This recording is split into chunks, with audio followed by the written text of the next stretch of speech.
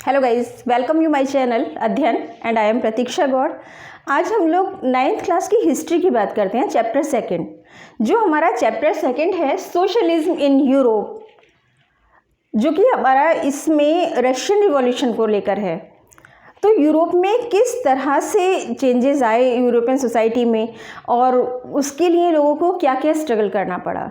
एक वर्ड आप देख रहे हैं सोशलिज्म, जिन वर्ड के लास्ट में आईएसएम लगा होता है, तो आईएसएम का मतलब क्या है कि वो किसी आइडियोलॉजी को रेफर करते हैं, मतलब किसी एक आइडियोलॉजी को पर्टिकुलर लेकर वो उनके व्यूज़ होते हैं। अब जो हमारी रशियन सोसाइटी थी तो उसको आइडियोलॉजी के अकॉर्डिंग ही हमने 2 और 3 पार्ट्स में डिवाइड कर दिया, जैसे कि लिबरल्स, रेडिकल्स, कंजर्वेटिव्स। अब थे तो सारे एक ही सोसाइटी के लोग, लेकिन इनकी आइडियोलॉजी डिफर थी, तो बेस ऑन आइडियोलॉजी हमने इन लोगों को अलग अलग कैटेगरी में रखा ना। अब बात करते हैं, फर्स्ट आते हैं इसमें लिबरल्स। लिबरल्स लोग कौन थे? जैसे कि आप लोग कई बार बहुत सारी फैमिलीज़ के लिए प्रेजेंट टाइम में यूज़ करते हैं ना कि वो फैमिली बहुत ज़्यादा लिबरल है। लिबरल मीन्स कि चीज़ों को बहुत जल्दी एक्सेप्ट करने वाले, चेंजेस को बहुत जल्दी एक्सेप्ट करने वाले लोग। तो रशियन सोसाइटी में भी ऐसा ही था। जो आपका चैप्टर है स्टार्टिंग में, इसमें उन्होंने फ्रांस का दिया है, जबकि फ्रांस के बारे में आप पहले ही बहुत डीपली चैप्टर नंबर 1 में पढ़ चुके हैं। लेकिन फ्रांस एक सबसे पहले शुरुआत फ्रांस ने की।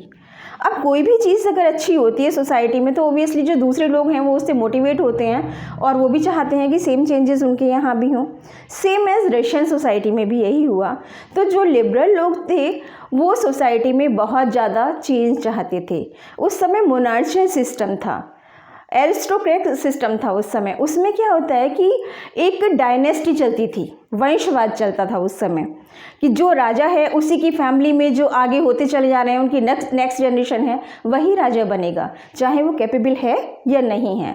जो किंग की पोस्ट है वो एक तरह से रिजर्व पोस्ट थी कि उनके अलावा, रॉयल फैमिली के अलावा उस पर कोई भी थॉर्न अप नहीं हो सकता।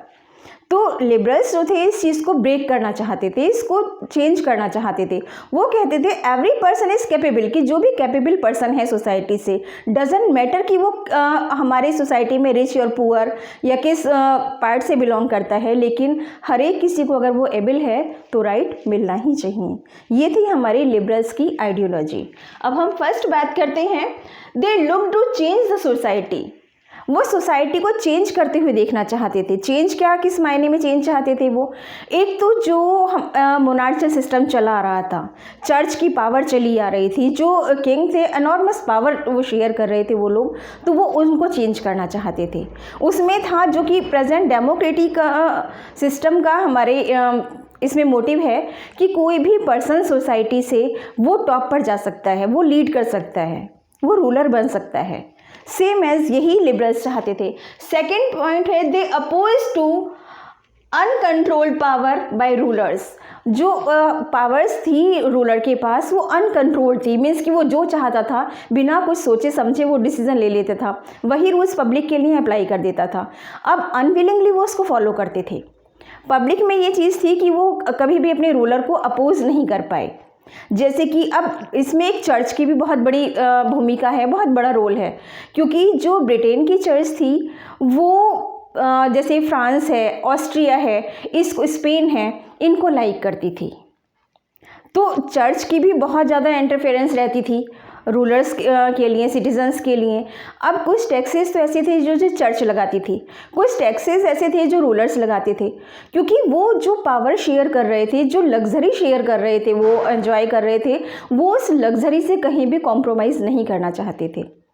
अगर सपोज़ चर्च के बिशप ने कोई भी टैक्सेस इंक्लूड किए हैं या इंक्रीज़ किए हैं तो रूलर्स उसको कभी भी अपोज नहीं करता था, उसके बाद रूलर्स भी कर देता था। दोनों एक दूसरे के काम में इंटरफेयर नहीं करते थे। फ़र्क इतना था कि जो रॉयल सिंबल था वो रूलर के पास था, किंग के पास था, लेकिन चर्च भी बहुत ज़्यादा लोगों को परेशान करता था और इसी चीज़ को लिबरल्स जो हैं अपोज करना चाहते थे। हमारा नेक्स्ट पॉइंट है सेफ गार्ड द राइट्स। वो सेफ गार्ड चाहते थे पब्लिक के लिए, इंडिविजुअल सेफ गार्ड राइट। जैसे कि हम डेमोक्रेटिक सिस्टम में यूज़ करते हैं कि सभी के पास राइट्स हैं, हम अपने व्यूज़ डिलीवर कर सकते हैं, हम अपनी अकॉर्डिंग कोई भी ऑक्यूपेशन चूज़ कर सकते हैं, हमारे पास एजुकेशन राइट है, हमारे पास राइट टू स्पीक है, राइट टू चूज़ रिलीजन हमारे पास है, हमारे पास बहुत सारे फ्रीडम हैं जो कि हम प्रेजेंट टाइम में शेयर कर रहे हैं। ये सब हमारा डेमोक्रेसी की वजह से ही तो है। तो वो डेमोक्रेटिक नहीं थे, ये एक अलग टॉपिक है, मैं बाद में बताऊंगी कि लिबरल्स जो थे वो डेमोक्रेटिक नहीं थे, लेकिन हाँ वो सोसाइटी में चेंजेस के फेवर में थे। वो चाहते थे कि सोसाइटी में बहुत ज़्यादा चेंजेस हों। नेक्स्ट है they wanted respective elected government. वो चाहते थे जो गवर्नमेंट हो वो इलेक्टेड हो, वो सिटीजन्स के द्वारा चुनी हुई हो, उस सिटीजन्स के बीच में से ही कोई निकलकर जो भी कैपेबल पर्सन है वो हमारा रूलर बने। ये लिबरल्स की थिंकिंग थी और वो इसको एक्सेप्ट भी कर रहे थे चेंज को, और वो चाहते थे सोसाइटी में कि एक बहुत बड़े स्केल पर बहुत ज़्यादा चेंजेस हो जाएं। नेक्स्ट है हमारा independent judiciary system. Independent judiciary system के फेवर में थे। वो चाहते थे कि जुडिशरी जो है वो रूलर्स के अंडर कंट्रोल ना हो। रूलर्स के अंडर कंट्रोल होगा तो वो उसे कभी अपोज ही नहीं कर पाएगा उसकी किसी पॉलिसी को। वो चर्च के अंडर कंट्रोल ना हो। बिशप जो अननेसेसरी इतना ज़्यादा टॉर्चर्ड किया करते थे लोगों को, तो वो टॉर्चर बंद हो जाए करना। इसलिए वो चाहते थे कि एक रिप्रेजेंटेटिव पावर जो है वो सोसाइटी में आए और वो ही रूलर बने आगे चलकर। फिर है they not believe in universal adult franchise. वो ये तो सब कुछ चाहते थे कि रूलर्स जो है वो चूज़ किया जाए, लेकिन वो यूनिवर्सल एडल्ट फ्रेंचाइजी के फेवर में नहीं थे। यूनिवर्सल एडल्ट फ्रेंचाइजी क्या होती है? ये वोटिंग राइट्स, इस मेंट वोटिंग राइट्स की जो पर्सन थे वो उनको वोटिंग राइट नहीं देना चाहते थे। दूसरी चीज़, वो फीमेल की वोटिंग के फेवर में नहीं थे कि अगर वो चाहते थे कि मतलब वोटर्स हों लेकिन एक सिलेक्टेड ग्रुप हो वोटर्स का, जिस ग्रुप में वो फीमेल को किसी भी कीमत पर जो है शामिल करना नहीं चाहते थे जो लिबरल्स थे। ये उनकी आइडियोलॉजी डिफर थी रेडिकल्स से।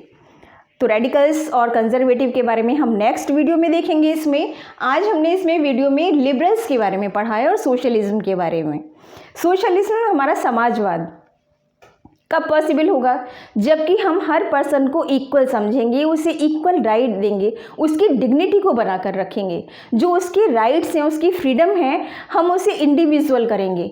पहले राइट्स तो थे लेकिन कुछ ही लोगों के पास, पावर तो थी लेकिन कुछ ही लोग उसको एंजॉय कर पा रहे थे। जो एक कॉमन पर्सन है, जो सिटीज़न है, वो बहुत ज़्यादा फ्रस्ट्रेट थे उस सिस्टम से। वो बहुत ज़्यादा बर्डन उनके ऊपर था, रूलर्स की तरफ से भी और चर्च की तरफ से भी। Thank you.